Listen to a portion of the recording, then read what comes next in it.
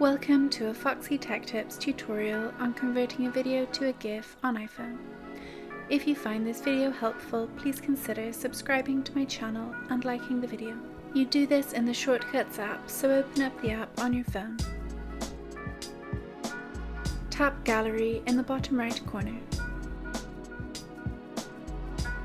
Type GIF into the search bar and tap Search. Select Make GIF. Then tap Add Shortcut.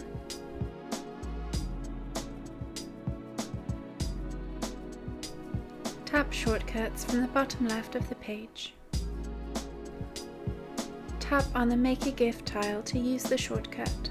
If you don't see it, you can search for it at the top. Choose the video that you would like to convert into a GIF by tapping on it. Tap Done.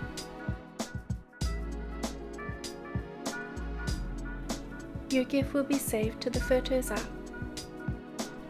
You can now open the Photos app and see your GIF. It will be the most recent item. And that draws an end to this tutorial. Please like the video if you found it helpful and subscribe to Foxy Tech Tips for more iPhone tips and tricks.